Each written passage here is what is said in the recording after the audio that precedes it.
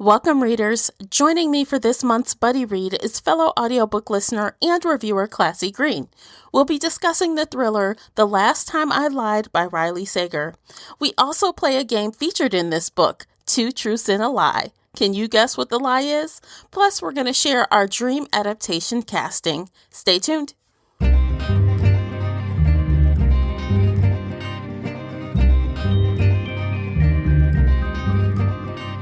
Hey everyone, I am your host, Tamara Ford, and thank you for downloading this week's book chat here on the Shelf Addiction Podcast. Every week we get bookish with roundtable book discussions, 5-minute shelf bites, interviews, and more. Today is another episode of my feature called Buddy Reads. This is where me and a fellow book nerd have a casual conversation about a standalone title.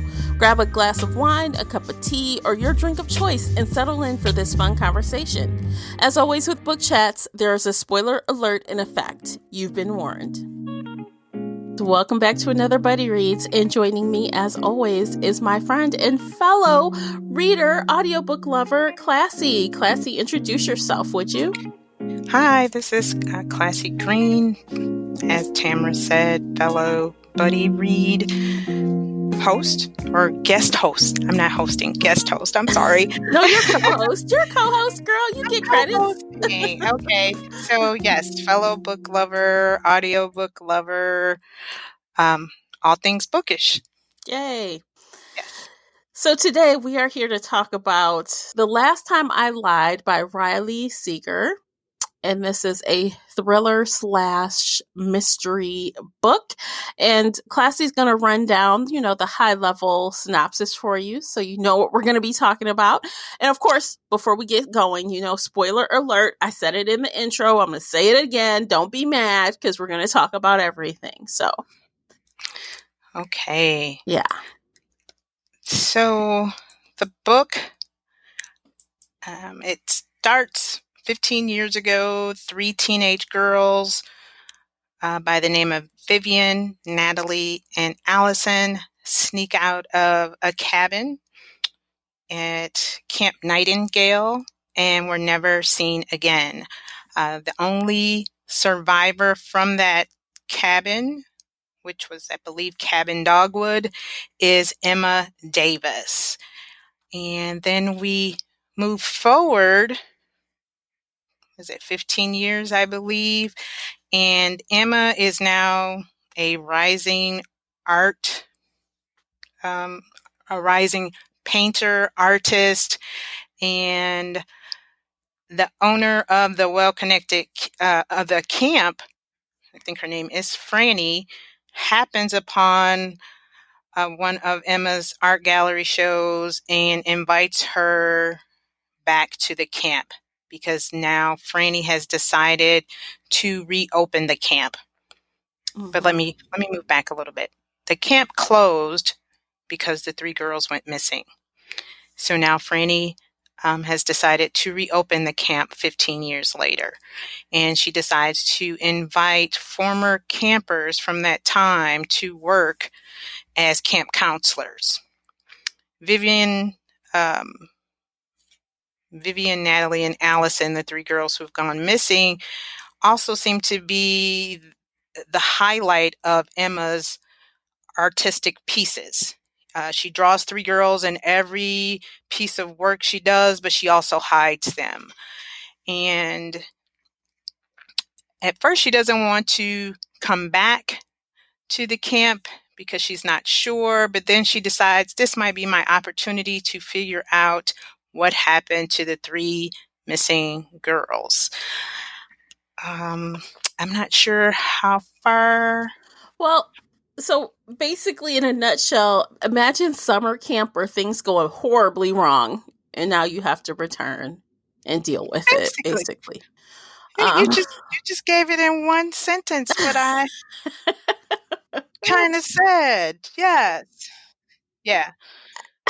Well, okay, so basically, where should we start? I feel like it was a lot going on. Well, first, I think I could appreciate how the story was told, that it was one point of view and it was just present day and the past.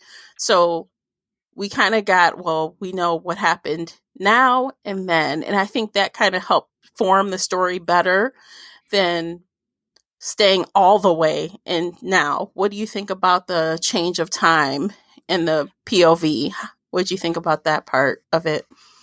I did like that. There has been times before where I think we've even read a book before where they would say now and then, and we were just like, no, it didn't work. But in Mm-hmm. this story, it worked really well because it it kind of gave us, you know, it laid out the plot really well because Emma is, and I think this is probably the best way to say it, of why the then and now work well, because Emma is unreliable. She's an unreliable narrator of this story. So we had to go, back. I felt that's why it worked so well for me because she wasn't sure, and then she had to question her memory. So that was probably one of the likes for me, was the back and forth. And sometimes I don't mind flashbacks, but sometimes they can be too much, but it worked really well in this story. Yeah, I think that Emma, as the protagonist, I feel like she's very well developed over time, and I found that I was very invested in her, like learning what's what and what's real and what's not, because it isn't cut and dry. I mean, obviously, as we were just saying, her cabin mates go missing and she feels extreme guilt over it. And we don't know for a long time why she feels guilty. Like, I kept saying, well, what did you do? What did you do? Like, Right. she kept blaming herself. And I'm like, well, tell us what you did. Yes. Right. Let's get Yeah. to the lie. Let's get to the lie. Yeah. And she told a few lies that night, as they were looking for the girls when she was a child. She told a couple lies. Right. So she's definitely, and I think most 13-year-olds want to, I guess, look out for themselves. And it should be noted that she was the youngest girl in the cabin. So the others were like 16 and she was like 13. Right. She was 13, didn't know, that was her first time at summer camp, didn't know any of the girls. Most of the girls there were probably richer or Mm-hmm. wealthier than she was. I don't even think she didn't even consider herself wealthy. I think she came into some money because of a trust fund, maybe, or some money after a grandparent passed away or somewhat, but she didn't have that same connection as Natalie, Vivian, and Allison did with each other. So she was a first Yeah. time camper. Yep. She didn't know any of the rules, nothing. And Vivian took her under her wings. But yeah, I did like the flashbacks. I did like the then and the now. Mm-hmm. Mm-hmm. Yeah, I think it was so important as well, and it settled nicely with me. Although I did, plot wise, I feel like I just said there was good character development, and I do believe that, especially for Emma and even like a few other characters. I feel like they had progressed over time, but the plot, though, okay, I feel like it started slow for me. I wish it was a little speedier on the uptake, but I can't even remember the exact point where I was like, okay, now I'm all in. Now I'm vested. What the heck is going on? Did you have a point like that in the book where you're like, okay, now I'm into it. Now let's go for it? I did. It took I would agree with you as well. It took some time, and I believe I got to that point where when everyone had arrived and all the camp counselors and the girls had arrived, and I think what piqued my interest was it Rebecca, who is I think it's Rebecca who took the pictures, and Oh, yeah. she showed up late, looked at Emma, and turned her head. And I felt like, what? the heck happened there, because Mm-hmm. prior to that, flashback 15 years ago, Rebecca had told Emma not to trust Vivian. Yeah. So I think that was at that point where, and then the messages from Facebook. So I think all those little things, all those little breadcrumbs, that were left prior to that point made me think something is about to happen. Because that look when you see somebody, them, but instead of them saying hello or whatever, they give you that stare down like, I know. Mm-hmm. Right, and that's how I felt when I read listened to that part. I was like, "Uh-oh, something is about to hit the fan," because Rebecca knows something that Emma doesn't know. And Yeah. even Emma felt that turn in her, like, why does she look at me like that? I know she's tired, but she could have at least waved, or that's how I felt. So that's my point.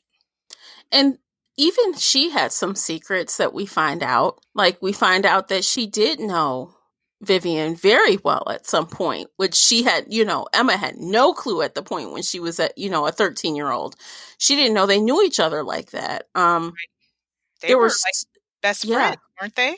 they were, until I think her sister died. That's what was the trigger. Her sister died, and Vivian started acting like a different person. And that just ties into, oh my God. Okay. So, okay. I'm like, okay, for me, I feel like the minute I realized that Vivian was a straight up liar, I'm like, okay, this girl, something is off, something is wrong. Um, I think it was the moment when I realized that Vivian acted like she couldn't swim when she knew how to swim. And we knew that as the reader, although Emma didn't know that right away. Right. So is Yeah, that so when the point when you realized that you felt like she was a liar? yeah, I'm like, well, she's obviously a mean girl. The three of them are mean girls. And there was this one point, guys, where, Emma has a crush on Theo, who is like the son of the owner. And, he's teaching her to swim. And then I guess Vivian doesn't like that he's giving her attention. So she goes and jumps in the water like an idiot and acts like she can't swim. So of course he leaves her floating there and runs over to save her. And the whole time, and that is following that one moment that I think it was like either the day before or the day of, that the other woman we were just talking about told her, don't trust her. Right. And when she gets out of the water, she says to her, I told you. Right. Did she tell her? Did she mouth it? Whatever it was, she said it to her. Like, Yeah. watch it. Watch her. Watch her back. Yes. She's shady. Yes. So I'm like, oh my God. So at that point, I felt like, well, what really happened, right? I want to know at that point, more than anything, what happened to, Vivian and her friends. Because, and in a sense, I kind of liked that they weren't goody two shoes who went missing, and Emma wasn't seen as the villain to the reader. To us, she didn't come across as the villain. We knew something was off. We knew she lied about something, but to me, I didn't feel like she was the bad person. No. And I kept waiting for, what could she have lied about that was so bad that she feels so bad about that? Because I never felt like she killed them. Never Mm-mm. felt that. Or she had anything to do. Well, you know what? There were a few times, but we'll get to that later. But as far as Vivian and being a liar, I kind of knew she was a liar from her game she played, the two truths and a lie, because I think um, Riley Sager even mentions, in the book, you can always tell about a person from the lies that they tell. Or did he say the truths? It was something like that. The truths and the lies that they tell, you could tell a lot about them.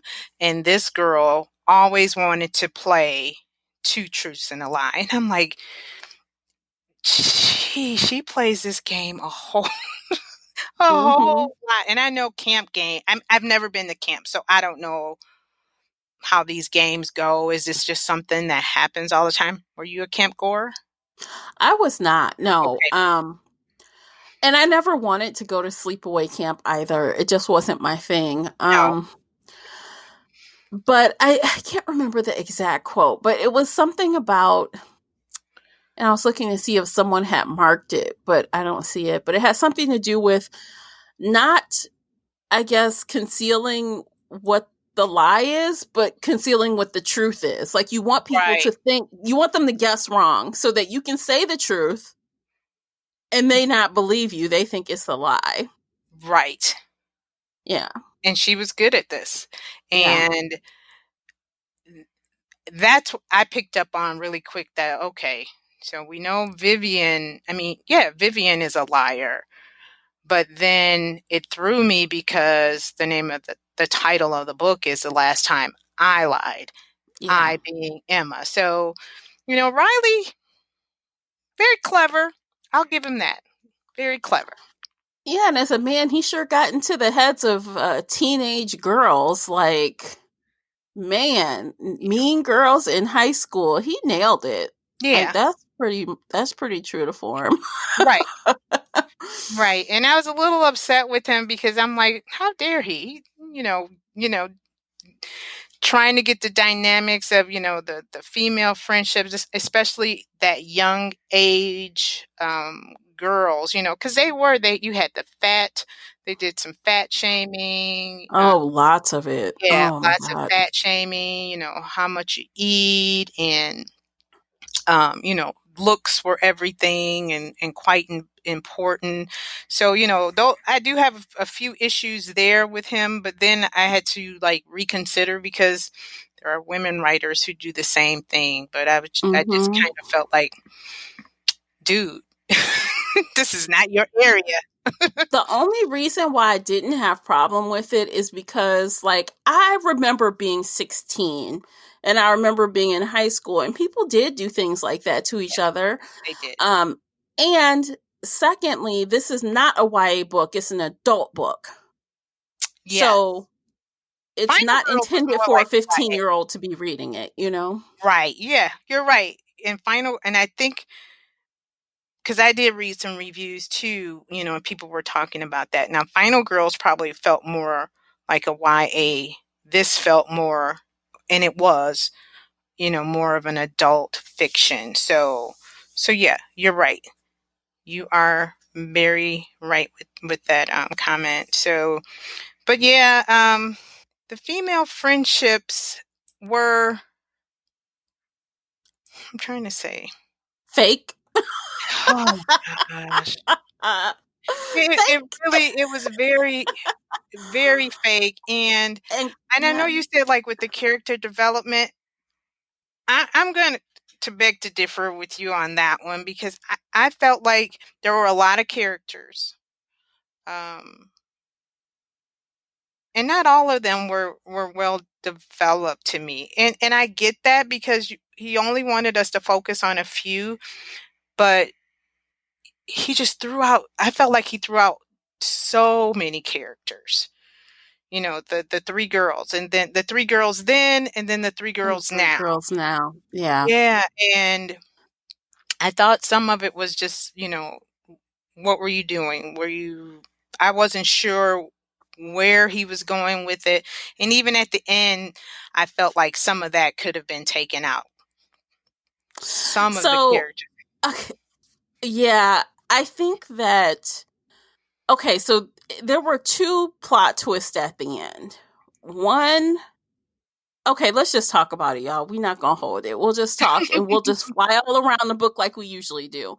Right. Um, I know we so always the have a plan, and then we forget Yeah, about because it's like you can't avoid talking about it without. I mean, it's a major point of the story. So, and we need to talk about how he got there, right? How the plot got us there. it. Right.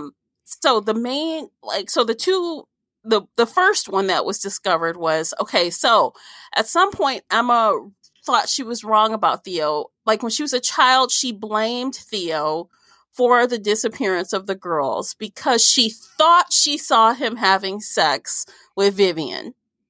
And then, of course, her faulty memory, suddenly she remembers, well, actually, I didn't see his face, so maybe it wasn't him. Right. So that was one of the lies she told that came back to bite her later when then she then again thought he was guilty again.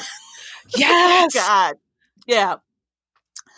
So guilt, not guilty, guilty again. And then it bit her in the ass because he actually wasn't guilty. Like, oh my God. I thought he was gonna punch her at Oh, I that thought last so. scene. Yeah. We're It was adults now. creepy. Uh-huh. It was creepy. And I honestly understand her reaction because if I found three young girls locked in a cave and here you come right behind me, I would assume you knew they were in here too. So I think that Emma did the right thing by telling the girls to run for help and not Yes. letting him near them. Right. But God, in the midst of trying to run like typical horror style, you run into a stupid cave where you can't see anything. Right. And Right. But wasn't it? Are you saying when Emma ran? Oh, yeah, Emma did ran. she run into a cave, or didn't she like drop into like quicksand? She dropped into a cave, right? Well, no, she ran to the cave. She was inching along the wall. Theo was coming behind her. She was kind of trying to hide against the wall, and then the mud started slipping. That's what it was. And then she slipped down into a cavern. Right. Yeah. And lo and behold, what was down Yeah. there?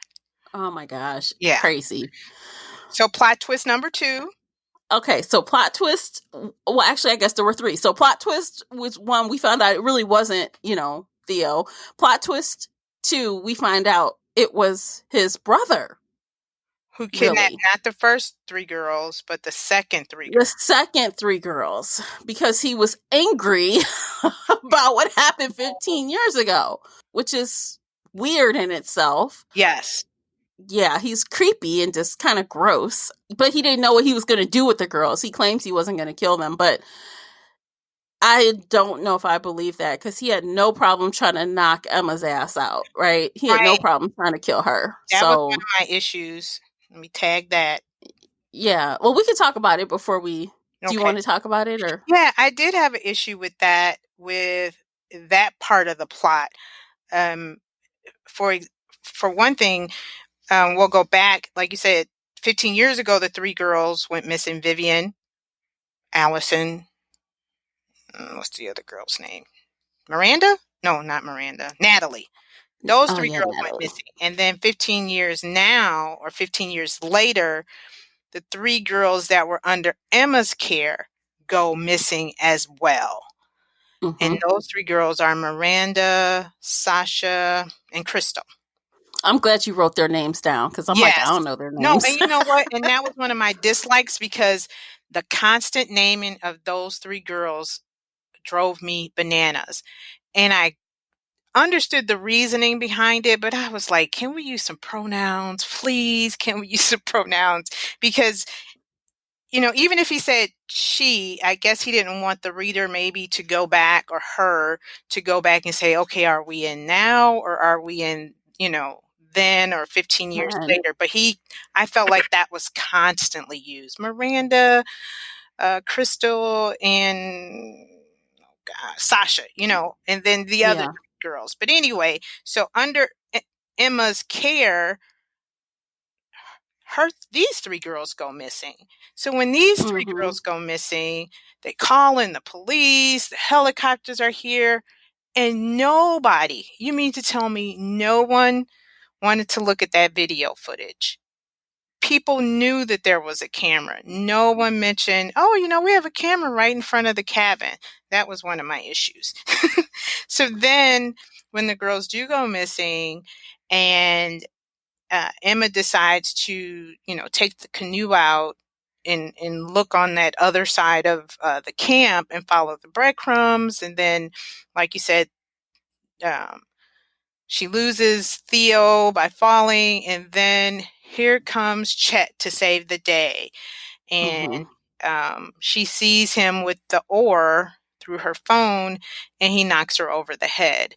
And I felt like too, so you're trying to pay her back for what she did to your brother by Mm-hmm. setting all this up.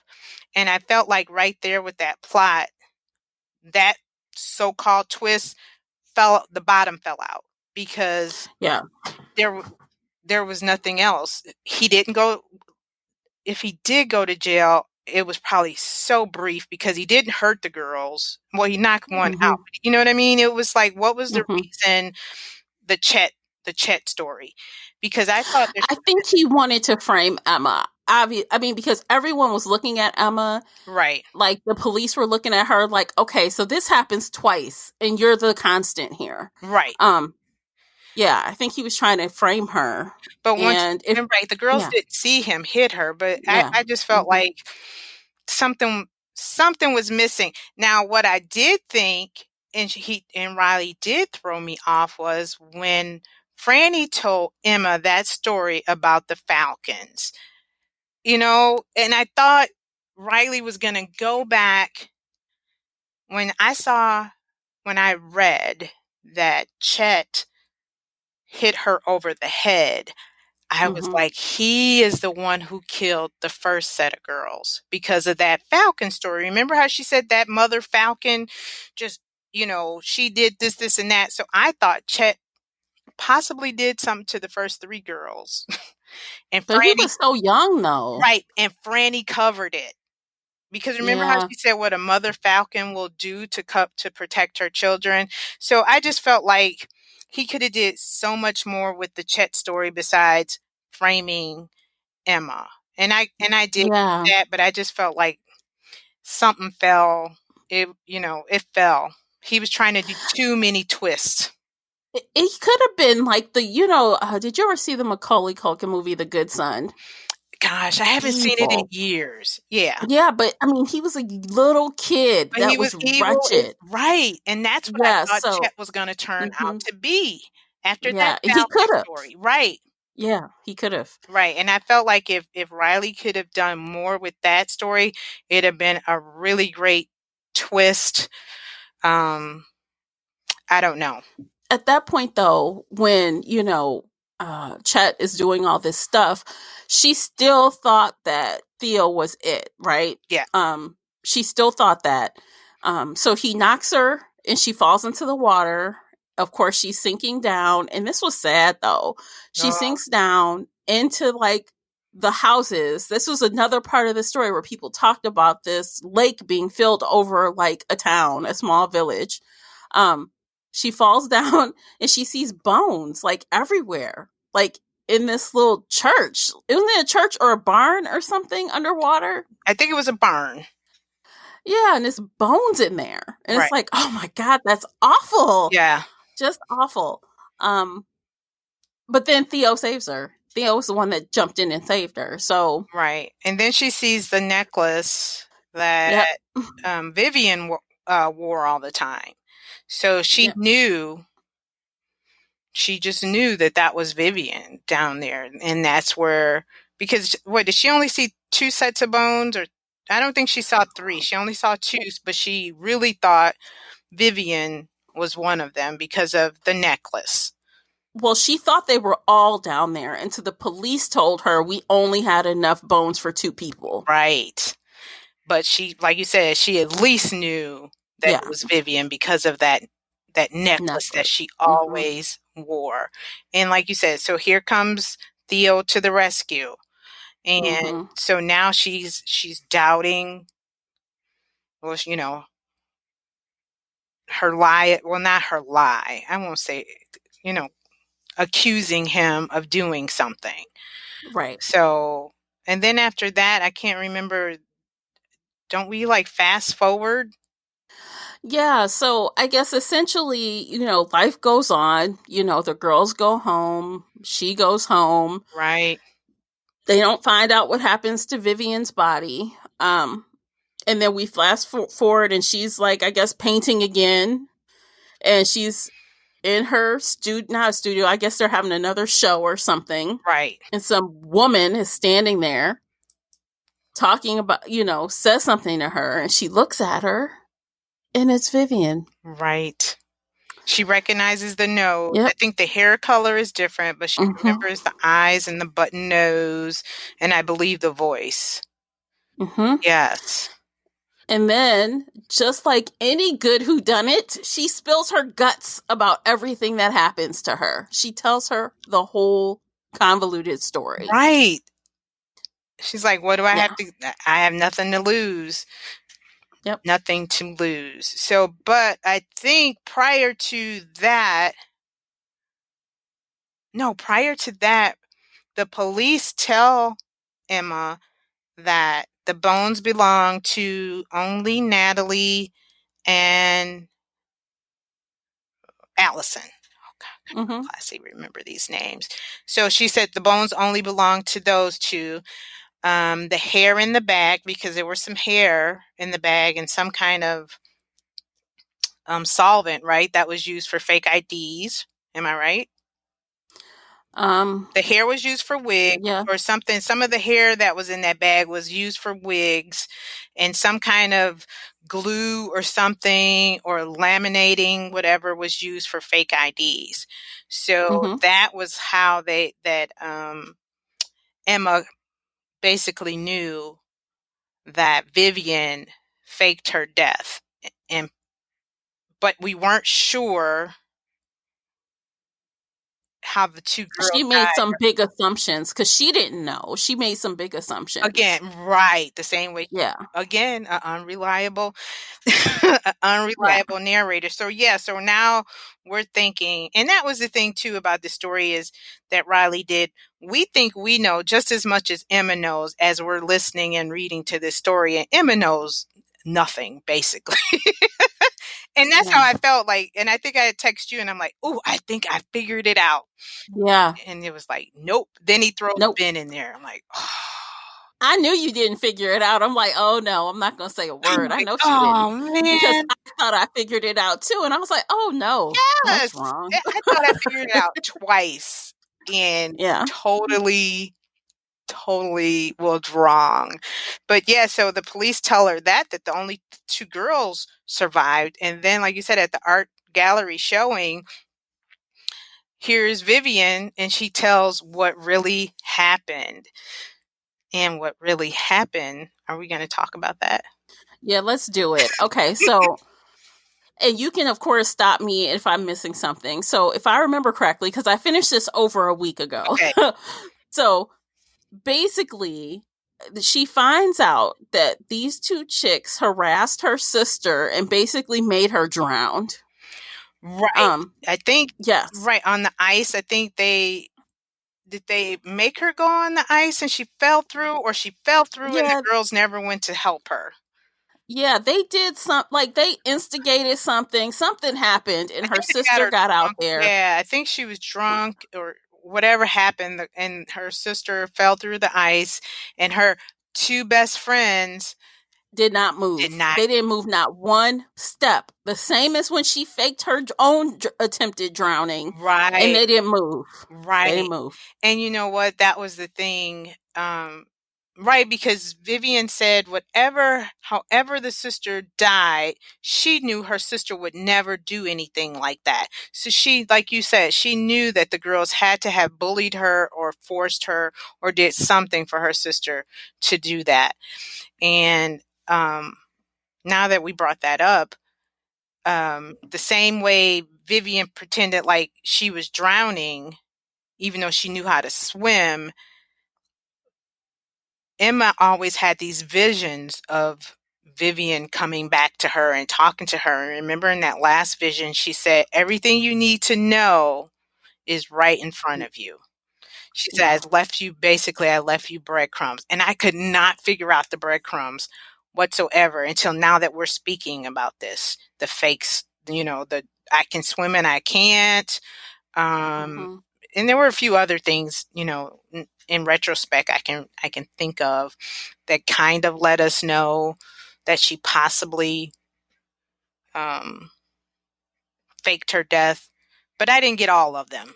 So, Mm-hmm. but yeah, so yes, that's what. So then Well, after they, she found out that the sisters did that, her whole plan was, I think things got kind of convoluted at this point, but she started like investigating the camp as well, like alongside. Right. Okay. She was trying to figure out if the camp had like murdered people from, this crazy, the crazy folks home. Right. The mental you know, institution. the mental institution, and like things started getting really messy. So she started hiding her diary out far in the woods, and like this day they were bickering. The day that they went missing, Vivian and her friends were bickering about maybe the diary or something. They were bickering about something where she had to go off and show them something. Oh. Remember, Well, I remember remember. Emma came and they were arguing and she shut the door on her and said, and that's why Emma was pissed, right? She was Right. pissed because she got shut out and she didn't know what they were doing. And Vivian mentioned that at the end of the story, and she said, when I shut you out, she had played two truths and a lie with the two girls about what happened the night her sister died. And she got the truth out of them. Yeah. Right. That's right. Mm-hmm. So they go off, and I don't know if she was trying to show her something she found about the camp. It's something, because they didn't want her to come. Vivian didn't want her to come explicitly. Right. And so they left. And so when they left, Vivian killed them. She killed them. Yes. And took off. Hit them in the head with the shovel, basically, now that we know it was blunt trauma to the head. So yeah, and remember, like, throughout the story, well, not throughout the story, but the more Emma's memory starts coming back to her, the girls came back and she said, I locked them out and I never let them back. I locked them out. And then that was her lie. That was her last lie. Yeah, that was her. She never told anyone. Right, that they knocked on the door and she never. Well, nope, not they. Right. Remember. At first she thought it was they. Yes. But then she realized that Vivian said, come on, Emma, let me in. Yes. Like, oh, wow. Yeah. Actually, technically, she might have survived something bad happening to her if she had let her. I mean, if she had let her in, she might have did something to her. You never know. No. That girl is crazy. Yeah, she was. Even, right, because I get the friendship, why she friended Emma, because Emma didn't do anything to her. Her whole goal was, because at first when we read Vivian's diary, now I see why she was hoping she was not going to get another roommate, because she wanted those two girls alone to herself. Yes, because she had plans. Payback for her sister. Yes. Now I realize it. But before that, it was like, nope, don't want a roommate. I was like, wow, why did she want a roommate? So, but they didn't want her anyway because she was so much younger, right? Right. She was also, thinking back, she was 3 years younger than them. So right, she was going to hold them back from whatever they were, doing, because they knew the camp. The woman said that Vivian would just, wander off and do her own thing. So, and I think that was the other part that really got me with the second set of girls, because the girls were almost identical to the first set. And that bugged me. They weren't bratty like the first set, though. They weren't. But, you had, was it Miranda? One was the hot girl. That had attitude, or the alpha female. And the other one was brainy. But I just felt like he was just trying to set up this same scenario. Granted, they were different personalities, but I'm like, oh, come on. 3 more girls go missing. But again, he had to set up the scenario of her being unreliable, and then Chet. Perfect timing. Yeah, perfect. Now we can set her up.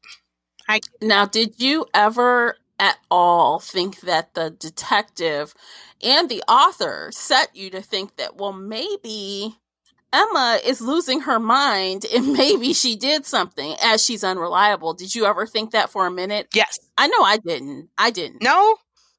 No. At one point, I I'm trying to think, when did I think she lost it? I thought she lost it when she was wading in the water. And I was like, okay, I knew she was drunk, but was she that drunk? Because why was she Mm-hmm. wading in the water at whatever Mm-hmm. time in the morning? So that was at one point. Oh, I know what else. The video. When the videotape showed and she came out, what, less than 5 minutes after the girls left the room? Yep. That's when I, But they explained that though. yeah, But that's when you thought that she had done it.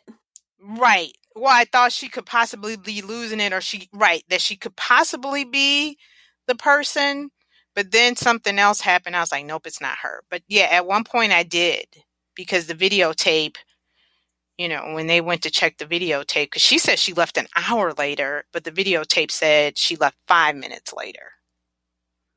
Yeah. But Because I think, well, okay, I remember it a little differently. I remember that she did not know how much time had passed because she was drunk. yeah, and she did mention that she thought maybe an hour. Right. So I don't remember that at all. I just remember later them saying, well, later, old boy, Chet saying that he modified the tape. Right. And he did. Yeah, he said that in the cave when he went to Yeah. rescue her. But right, but at that point, yeah, for her to say 5 minutes, or for the videotape to show 5 minutes compared to however long she said, I'm like, whoa, that's a lot of time. And she was Yeah. stumbling, and yeah, so She was drunk. I mean, honestly, I almost felt like even maybe that other woman had something to do with Mindy. it. Yeah, because she got her drunk, here, drink all this stuff, and then she's like, "Oh, by the way, I saw her standing here and doing Oh, that this," wasn't and Mindy. That was, oh gosh, what's her name? Rebecca or The one with the camera. Rebecca, Yeah, Rebecca or Becky or something. Rebecca. Yeah, right. It was her. So at first, I knew somebody was playing with her, Yeah, right? But I had the wrong person. I didn't think it was Chet. I mean, it's always the one that you never suspect doing. so I thought it was like three people. How many people did? After a while, what three people did you think could have possibly did it? Then or now. um, Then I thought it was the one creepy guy that was looking at the girls. I did think it could have been him Ben, because he was sleeping with Vivian, Ben. the guy. Okay, Ben, is that his mhm, name? I thought it could have been him because he lied about that. right. And then at one point, I did think that maybe Theo had done something, but I didn't know exactly what. Okay, I wasn't prepared to say that he killed them, but I was prepared to say that he did something, which turns out he didn't do anything. right. Yeah. And but now I definitely thought of Rebecca. I think that's what you said her name was. I definitely thought she was playing games, and I also thought that the assistant that Franny's assistant had done something. Lottie. Yes, I thought maybe she had done something because she was angry about her family working for them or something, but that didn't pan out either. Right. Yeah. Yeah, I thought Lottie then, because of, like you were saying, her family, Vivian, because Vivian, I think she caught Vivian looking through stuff. So I Mm-hmm. thought, with her family and trying to protect Franny, because, Vivian was saying that Franny was hiding things. So I thought Mm-hmm. Lottie then, and I thought Theo then, and then now I thought again Lottie, because I just thought it was Lottie. I don't Mm-hmm. even know really my reasoning. I think it might have been the same reason, with the family, and then because something with the pictures or something went missing when Emma started looking at the pictures. Was it her bracelet? Oh, but Chet took the bracelet. See, that darn Riley, he threw us off a lot. Now, the more I talk about it, he had some good twists. Yeah. But yeah, I did think it was Lottie, and I think the second person I thought it was Emma. Right. What the picture thing was is when she was in the office, she saw a picture of Vivian and Rebecca. And she was like, wait, they knew each other? Like, Right, they were all hugged up, but that was the year before. right. And that is how she ended up telling her, well, this is what happened. We used to be friends and then she changed, da da da. But that's why originally I thought, well, maybe it was her. Snap, Right. because she had hid that friendship from her. Right, because the liar was painted on the door, the crows, or the crows. I almost said the ravens. Too much Game of Thrones. The crows. Yeah, so you're right, because Emma did say, "Stay away from me. It's probably you." So right, I do see that. Yeah, he threw everybody at the wall and nobody stuck. He No. threw every person that possibly could have done it then or now. Yeah, you're right. He threw every possible suspect. Yeah, and and and we didn't think it was one of the missing. Wow. Mm-hmm. Now that I say that out loud, yeah, he threw everybody at us. Yep. And I didn't see that one coming. Not at all. No. No. I almost wonder if like some of that was even necessary, like, the whole sub story about, the insane asylum being, Yeah, and and with that insane asylum stuff, at one point I thought Emma had killed them, um, and this is all a dream because she's unreliable. She has lost it. She's seeing, you know what I mean? At one point, I did think that. Why are we talking about hitting insane asylums? Is she really in an mm-hmm, insane asylum and and this is a dreamscape? Those are the type of things I started thinking about. That was one of the plot twists that I was like, I think I figured it out when I text you. I mm, thought that this was all a dreamscape and none of this happened mm-hmm. because nothing really came of that. Yeah. It was just folly. And at one point I just felt like, is he just trying to fill up word count? Because it's as many times as he mentioned those girls' name, I'm like, oh my God, not another time. How convoluted this whole thing was. I would love to know, did he do a storyboard? Because Yeah. Right. like, did you plot the mess out of this story before you wrote it? Right. And did you Because start at the end and work your way forward, or yeah, yeah, because yeah, there was a lot of characters who he flashed in front of us. Some of them had nothing to do, like Casey. Casey hardly did anything. She was a former mhm, camp counselor who was pear-shaped. That's all I remember from her. And that she thought somebody was hot. I don't remember. You know what I mean? It was just a lot of characters and some who were just those. I don't even want to really consider them secondary. They were just, background. They were yeah, they were extras. really Like, I mean, extras. you needed a camp full of people. Right. You did. Exactly.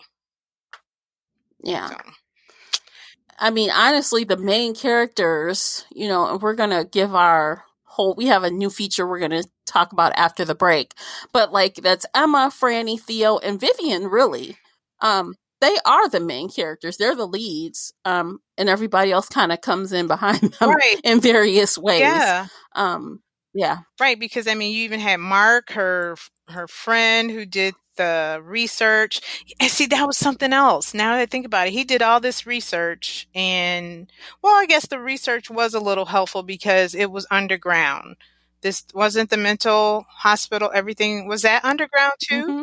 under the water, Yeah. under the dam that are That's what got her. Yeah, that's what pushed her to the okay. office. So she's like, well, if that thing is under there, then what are they hiding? Right. So she was looking for evidence of that in the Yeah. office when she stumbled across something else. Mm-hmm. So, Yeah. Oh. because she started to think that the girls went missing because of what Vivian found. So she started to blame the family. Like, what did they find on you, Right. basically? Yeah. That's what she thought. Yeah, he did well with tricking. I won't say tricking us, but making us think. He's he's the king of misdirection. I think he's got Yeah, it. He's got the misdirection down for yeah. sure. I'll give him a little bit. Give him a little But I feel credit. like people who don't like things that are too convoluted probably will get frustrated with this a little bit. Yeah, Uh But I didn't mind it because I felt like the bang at the end was worth it. I'm like, oh, damn, really? Like when I found out that Vivian was actually alive and she actually killed those girls, I'm like, oh my Yeah. God. I'm like, And I did like that. that was And I shocked. did like that. But like you Yeah. were saying, that convoluted part, I just felt like there was just some stuff he could have just left out. Like really could and I mean, I don't know what else he could have done. I have no idea. I'm no writer. But it was just I just felt like he just put in a whole lot of filler for this. Mm-hmm. And that was Mm-hmm. my feeling, which is Hmm. probably why I came to my conclusion of my rating. But I just felt like I thought it was a lot of filler. Okay. Well, I think this is a great time to take a break. We are going to take a quick break. You guys are going to hear a commercial, and we will return and we will finish talking about The Last Time I Lied. We will give our individual ratings. We will talk about the audiobook narrator, and we will share with you our fantasy adaptation casting. Stay with us. Today's episode is brought to you by the Shelf Addiction merch store. Check out all the bookish t-shirts, notebooks, mugs, and more. Don't miss out on these original designs, perfect for any book nerd. Support the podcast and visit shelfaddiction.com/merch and pick up your next favorite bookish item.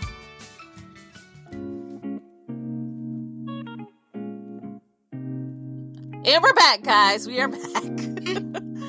Thanks for hanging in there. We got the last little bit, and I think this is the funnest part. Okay. So, do we want to make final comments before we rate this thing, Classy? Do you have any final comments? Oh, no, we need to talk about the audiobook narrator, Yes, too. let's talk about that, please. Okay, so the narrator was Nicole Zanzarella, I believe. That's how it's pronounced. And this was my first time listening to her. And I liked it. I had to speed it up a little bit, but overall, I was engaged. What did you think of Nicole? I was not engaged. I felt like she was always breathy and on edge. So while listening to the book, I had a hard time figuring out when we got to the climax of the story or when something, and I think that may have played into, like you were saying, when I really got to, oh gosh, something is about to happen. I didn't feel a change in her voice and in the inflection, intonation. I didn't feel that. I felt like she was the same throughout the story. I really couldn't tell the difference in characters. Granted, there were a lot of characters, so I'll give her a pass on that. But I wasn't that engaged with her. No, Really? I felt like I had to rewind a lot. And I didn't at all. Wow, Yeah, we usually align on the narrator, but not this time. right, we do. But I felt like always breathy and it was just I just felt like I had to rewind because Yeah.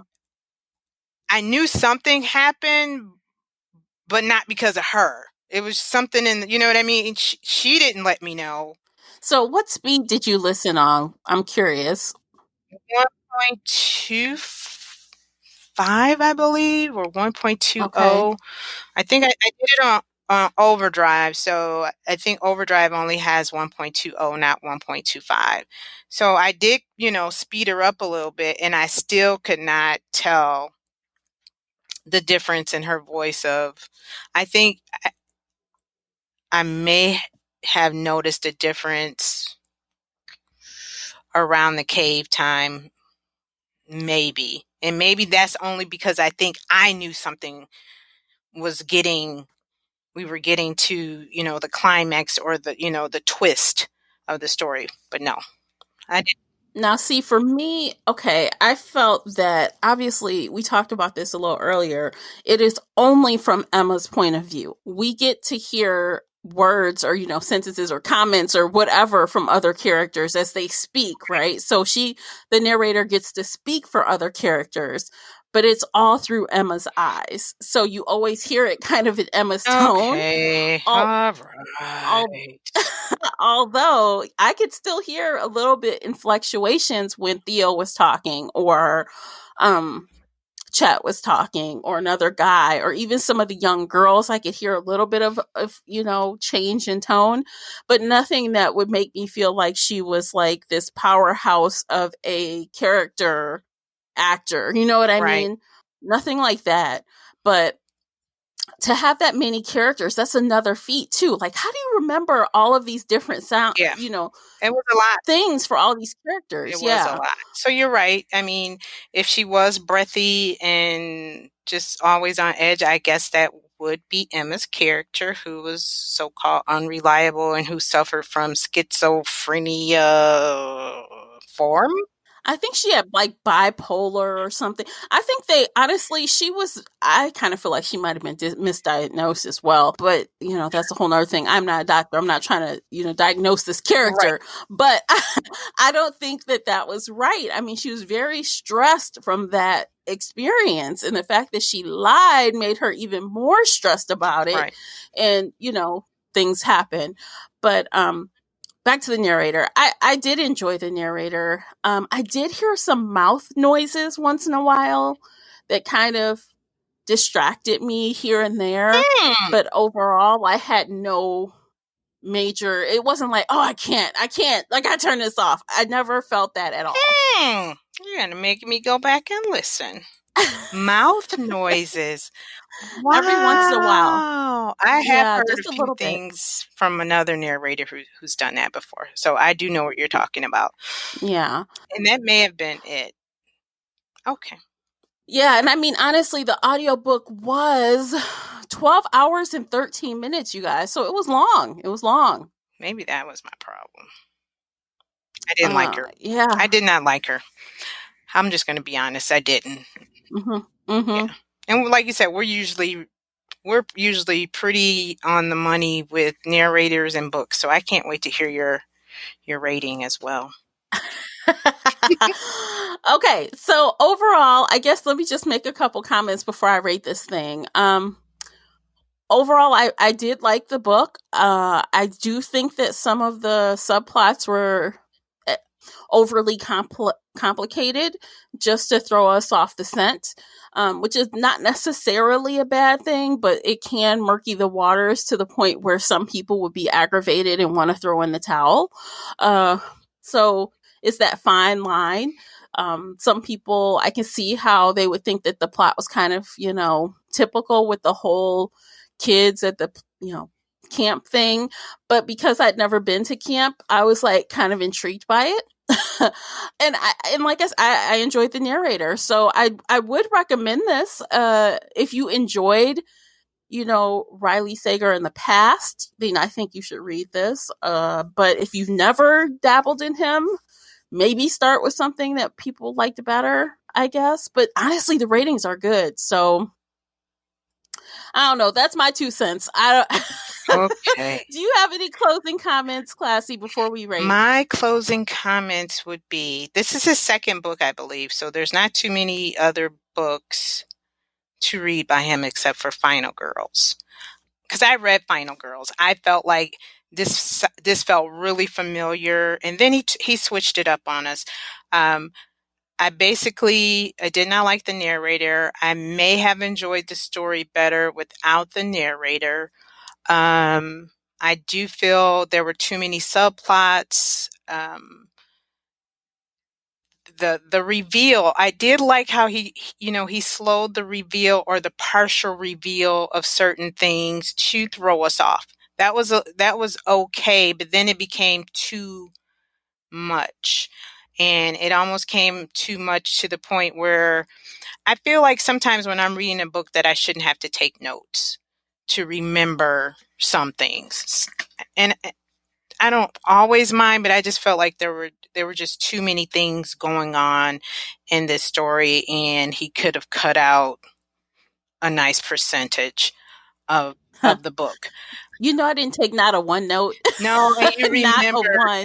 yeah, it just felt like it was just, and maybe because I was trying to figure out who did it, and I was trying to Mm-hmm. remember things, and Mm-hmm. I, I don't know, I just felt like it was just way too much to get to where we got. I think that Yeah, might be yeah. my best way of saying it. I felt like he could have got there. I like the twist, but I don't mind the twist, but I just felt like there was just a bunch of filler to get there. Um, I'm trying to think what else. Again, it was okay.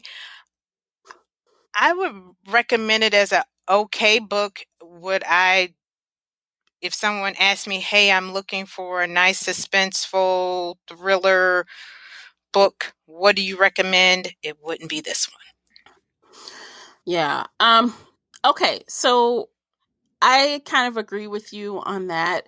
Unless I would want to read one more book by him before I started giving out recommendations. True, you I need, right, because this is his second novel. yeah, because I take recommendations very seriously. I don't want to throw people at something that, I don't know. I need one more read from him for comparison. And you have that with Final Girls. I did not read Final Girls. Right. And it did. It had So, that same little, feel of, the girls. And he has the things with the girls and, you know, it did. I think it was almost like a campy feel with Final Girls too. So, oh, really? or the Oh, girls were like at a cabin and I think somebody came up missing or somebody died. So yeah. But no, this would not be the gold standard of psychological suspense. I mean, okay, let's put it out there. If you want to rate gold standard, I honestly feel that Gone Girl was a gold emblem. I feel like that did it for me. Oh God. That twist in the middle, I was so freaking shocked. I was so stunned. But I gotta be honest though, I have read other books by Gillian Flynn and nothing is measured No. up. So let's not use her as the standard, but that book Right. specifically. Gone Girl, and I'm with you too. I've read her other things and she hit the mark with Gone Girl. She hit the mark. And hadn't done it, hasn't been able to do it No. again. And I But don't know if that no, was first, second, third book. I don't know what Gone Girl was, but yeah.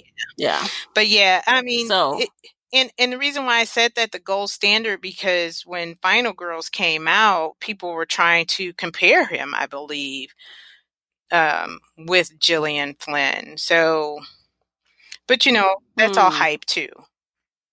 So yeah. yeah. Okay, well, let's rate this thing. I think that you guys would be pleasantly surprised because you guys know I am hard with the stars and the bookmarks. I don't give those away freely. But I rated the last time I lied 4 out of 5 bookmarks. 4 out of 5. Okay. They can't see me. What about you, They can't Classy? see me, but my mouth is open. Um, I'm like, really? I gave it three Yeah, out of I really five. liked it. I gave it Three three. out of I five. gave it 3 out of 5. Yeah. Y'all know I'm good for throwing out threes. I'll throw out threes in a minute. Because threes for me are it's okay, Right. right? This definitely was far from perfect, but I really, I think I finished this in 3 days. I was done. Mm, So it took me way yeah. longer. Okay, so I thought it would be fun for us to incorporate this new thing, and we're going to start it on Buddy Reads this book. So, we love a good adaptation. I love a good adaptation. Some, I could see them making a lot of changes if they made this into a movie or a TV Hold show. on. I thought I What? read that this is being put into a did they say Netflix? I thought I read that. Really? Let me Google. Please. Please do that. Let me And Google. while you're Googling, are we going to do Two Truths and a Lie? Oh my Did God. you get yours together? I Okay, didn't. then we Okay, won't but I do can it then. swing it. I can You can swing swing it. it. I can Okay. try it. Right, because we're in I camp can and you try it. can't, you got to be ready on the spot. Oh my God. Okay, let me think. Let me think for 2 seconds. Okay, you go. You go Okay, are you first. Googling? Is that what you're doing? I thought I read somewhere. Okay, so I'll give you my Two Truths and a Lie. Mm-hmm. I love riding roller coasters. I attended KissCon this year. And number 3, I wanted to be a nun when I was younger. Okay, I know what the lie is. Okay, what's the lie? The roller coaster. Oh, How did you guess? Did I ever tell you I don't like roller coasters? No, you didn't. But I knew, like, I feel like from the books that we've read in the past and the stuff we've talked about as far as religion and books, I believe you would have been a nun. And I know you went to KissCon because I saw you there. Oh gosh, I knew. I said I'll give that one. That's an easy one. Gosh, see, most people think the nun. When I say that, they're like, "You're lying." And I'm like, "No, I did want to be a nun." Oh, Uh, okay. I think I got it, and I bet you won't be able to guess. okay. Okay. Number 1, an ex-boyfriend killed my cat. Number 2, I know how to speed read. Number 3, I've been engaged twice. Boyfriend killed your cat. That is the truth. That Bastard. is the truth. I know, right? Let's go My find. husband calls him the cat killer. Let's go find him. Yeah, Oh. Oh. yeah. Do you Okay. want? Can you guess one more guess? If you can't guess it, Guess what? you lie. You want to guess one more time? Oh crap. Engaged twice. I know Yeah, you that's the speed lie. read. Huh? Yeah, that's the lie. Yeah. I was gonna say I know you can speed read.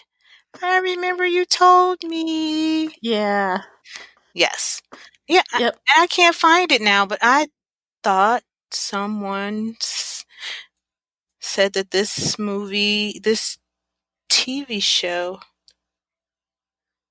this book was going to be made into a movie. Oh, let's see.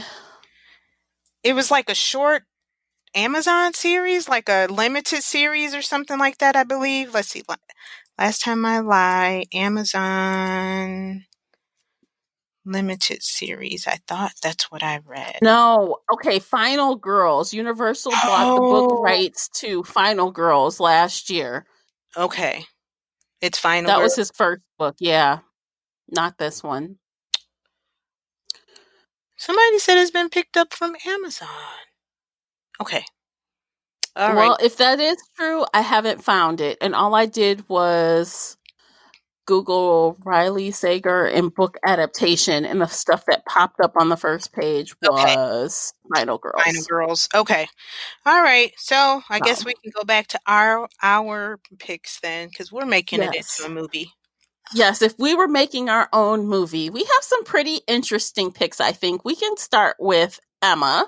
Who do we see as Emma? Classy, you go first. Emma, I saw as Emma Watson. I felt like she could pull off being an artist. Um, I think she would be good young Emma, 28-year-old Emma. So I thought she could play both roles nicely. I do like her. As after I saw your pick, I'm like, yeah, I could see it actually. I could. It's Good. a solid pick. Yay! Yeah. I went with Amber Heard. You Oh, guys know her from, Aquaman and some other stuff she's been in. But I just think she's super cute. I feel like I could see her acting crazy, running around in the woods. hmm, Um, I can see it. And I feel like she could pull off looking like younger, maybe not 13, but she could pull off, like, how you have to change things, right? You have to take the rights and right, mold them to suit your purposes. My right. purpose is I would make her the same age as the other girls and she'd be an older teen. Okay, I see what you're saying. Yeah. Yeah. Because you gotta take liberties, right? You Yep. just like the movie people do. You And they do. and they Because there's some do. people I would have never thought would play certain roles, like Christian Yeah. Grey, but I digress. Oh, I know, right? Yeah. Oh, yeah. Yeah. All right, let's move on to Theo. Who do you see as Theo? I picked Aaron Taylor Johnson, and he starred in, oh God, let me think. Trying to think some of the movies I remember seeing him in. Was he? Hmm. I can't remember. I'm looking at his face and I don't recognize him. Come on, Missy. I don't. We can Google him right quick. Yep, that's what I'm doing now. Oh, he won a Golden Globe Best Supporting Actor in what? For what? Nocturnal Nocturnal Animals. Oh, Oh, well, I just think he's a gorgeous young man.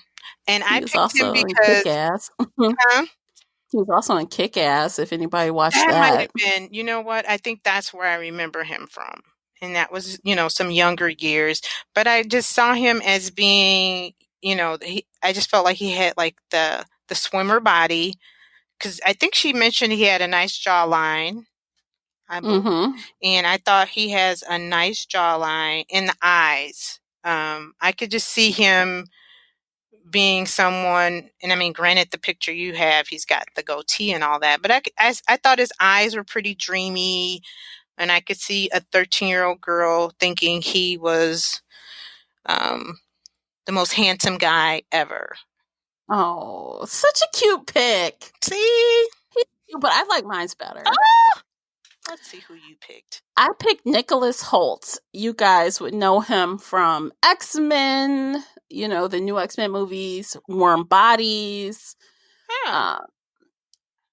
Yeah, I think like he's definitely got the swimmer's body to me. He's tall and slim, and like when he's clean shaven, he looks really young. Yeah, Or he he does could have be a really really old. right. I could see him looking both young and old. He does have a young face. Yeah, he's super cute. I'm like, yeah, him. Okay, I can see that. Could you? Oh, yay. Yeah, I can. I can see that. Okay, so next on the list is Franny, old lady Franny, who's dying of cancer. Oh Okay. gosh. I picked Jessica Lange because I've seen this woman play so many roles. I think she's very versatile with I could see her being, the young Franny and being in her camper outfit and then progressing, 15 years later with cancer and um now you know what I think about it. When I think she's too abrasive. Like every time I really? think of her, I think I have drawn her like a line to American Horror Story. Oh, And see, that's why. yeah. Okay, so you guys are used to her in that role. And so, I mean, I feel like Franny is really this little old lady that's really not trying to hurt anybody. She's really doing what she thinks is best. And I just can't see Jessica Lange. I think she would be like somebody that's snarky and deceitful and bitchy. Oh, see, And I I don't took see it. liberties here, ma'am. I took liberties. Yeah. All I could see, and I went with more of her face, hmm probably than I did of um anything else. Probably was, her face. And I forgot she was in American Horror Story. So I didn't, yeah, I'm sorry. Mm. Hmm. Well, nice try. But some people might agree with you. Some people might. Right. I picked a lesser known actress, but when you see her face, you know her. And that is Veronica Cartwright. And for some reason, when I was like Googling old women, basically, that sounds really creepy, but you know what I'm saying. Mm. Um, I'm like, I can see her like in a wheelchair being carted around and like, picking out art and trying to persuade Emma to come. I just could see her doing that. And you guys would know her most recently. She was a fortune teller in Chilling Adventures of Sabrina, one of this season's episodes. I think it was episode 15, chapter 15. I don't know what episode that comes out to be, but she was this little old fortune teller who just seemed so harmless, but Oh, see, I never she's watched also that in show. Supernatural, and she pops up here and there. Like she's not a powerhouse by any means. She's maybe a C-lister, but she just pops up in different shows, onesie twosies. That's how she does. But Okay. look at the photo on the attached blog post and tell me if you think that looks like our girl. Okay. I don't know. Um, No? Did you see your photo? I do. But I'm like, Yeah, you're like, nah. eh, Do you think we both kind of missed on Franny? maybe a little bit. But Yeah. I can kind of see yours. And see, I think you just, yeah, I can kind of see her. But I'm like, at first Yes. I almost picked, you know who I almost picked first was Susan Sarandon. Oh yeah, I could see that Yeah, too. I almost picked Susan Sarandon at first. But anyway, okay. Okay, and then finally, the oh so devious and mean girl Vivian. Who did you pick for that? I picked Jamie Marie Comer, and she stars in Killing Eve. She is the Mm-hmm. assassin from Killing Eve, blonde young lady. She also starred in, is it Dr. Foster? Um, and she's in Dr. Foster. She plays the young lady. Well, she's a young girl at the time who has an affair with Dr. Foster's husband. Um, Mm. so she's, I think she would be a nice Vivian, young, attractive, who could seduce Ben and get what she wanted to. So I think she would be a great Vivian. Yeah, I did like your pick there. I did. Yeah. I'm like, oh man, I didn't even think of her. Have you seen her But in any movies?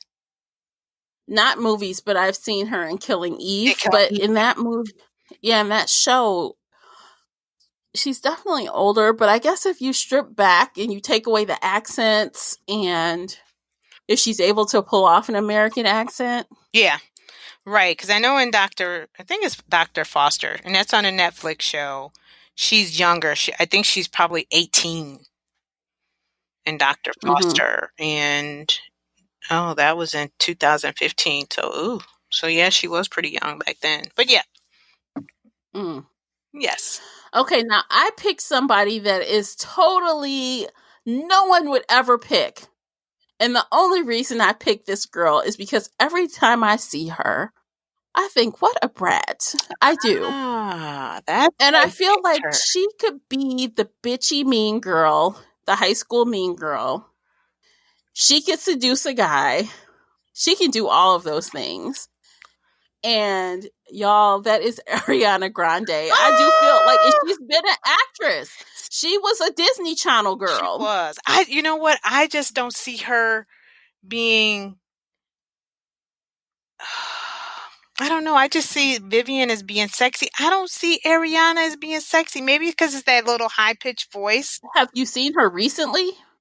No. I mean, like, she is really trying to change. The last, Somebody said okay, she's now I like, am not a fan of hers. okay. Not at all. But, she's always in the little pop culture news and stuff. Hmm. And people have been talking about how she is made, as most Disney child stars, they make drastic changes to their looks Okay. because they don't want to be associated with Disney anymore. Right.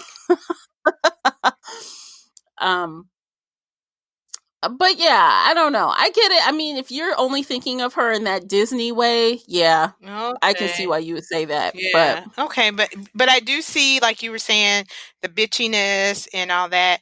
But I think I'm just and again, just like you thought of Jessica Lange as being yeah, from American Horror Story, and that's yeah, the thing about with actors and actresses, we sometimes we can't take away from their character or their roles. So okay. Yeah. and that is like a good and a bad thing. Like some actors, when you're on a show for so long and you're playing the same type of person over and over again in different iterations, like Jessica Lange, or even like being on Disney Channel for so long, it's hard to separate Right. that person from that character because they played them for too long Right. almost. That it becomes really hard to you get locked into a certain role. That's the only right. Typecast. You get Yeah. typecast. Yeah, but Yeah. I can see her being bitchy because, um, yeah, I can see, I can see, You're like, I can see I it. can see it. I do like your pick too. I think that was a good pick. Oh, that was fun. Yeah. I like that. Yeah, it was. Okay, guys, if you had your own fantasy adaptation casting, let us know who you would pick. Leave a comment in the Spreaker app below in the little area for you to leave comments, or do it on the blog post. I would love to know who you would pick if you've read this book already. Yeah. And let us know actually what you thought of the book. If you've read it or listened to it on audiobook, I would love to know where you weigh in. Let us know if you think we are like right on the money or if we're kind of off. Because actually we had quite different opinions about this book. Yeah. Overall. Yeah. Yeah. Which is always fun. It makes it for fun conversation, that's for sure. Exactly. It does. It really does. So, I mean, overall, I enjoy doing this regardless if we have the same or differing opinions. This is just a fun, it's like book club for two. Yes. It's us two and you, guys. Right. It's just us. Right. That is right. Yeah. Okay, so I guess we're going to end things there. We've been yapping for like almost 90 minutes, so hope you enjoyed this extra long version of Buddy Reads. And we will see you guys again probably next month with another one. You'll be back, right, Classy? I will be back. Alrighty. Okay, guys, thanks so much for listening. Thanks for downloading and streaming and all that fun stuff. And we will catch you guys on the next Buddy Reads. Take care, everybody. If you enjoyed today's book chat episode and would like to show your support, there are a few things you can do. Head on over to Apple Podcast and leave a positive 5-star review. You can follow me on Twitter at Shelf Addiction. Most importantly, you can share this podcast with friends and family that enjoy all things bookish, including author interviews. Thank you for listening, and until next time, happy reading.